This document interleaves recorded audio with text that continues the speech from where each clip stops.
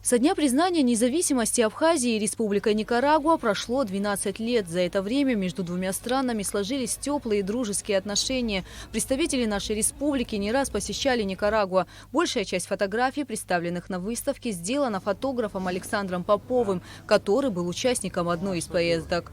На моих работах изображены пейзажи, люди, достопримечательности Республики Никарагуа, которые я фотографировал во время своей поездки. Я, когда находился в Никарагуа, познакомился с местными ребятами. Просто совершенно незнакомый для них человек. Мы разговорились, они спросили, откуда я, рассказал, как я попал в Никарагуа. Они предложили мне просто показать страну. Они повезли меня в один город, в другой город, в третий. Показали многие достопримечательности, до которых я не добрался и даже не знал о них.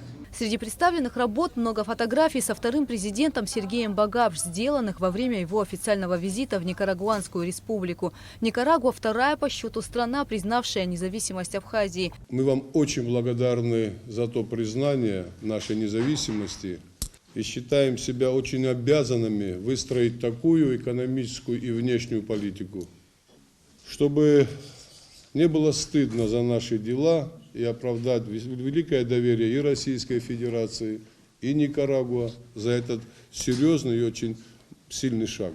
У нас очень много возможностей для взаимных отношений.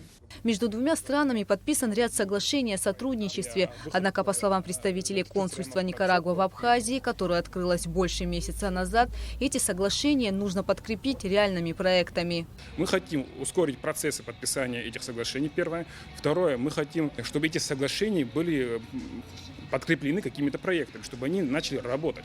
Это основная цель именно консульства, и чтобы соглашения не оставались мертвыми после соглашения, а чтобы они жили и могли работать. Учитывая эпидемиологическую ситуацию в стране, организаторы фотовыставки решили провести мероприятие, не привлекая большого количества гостей.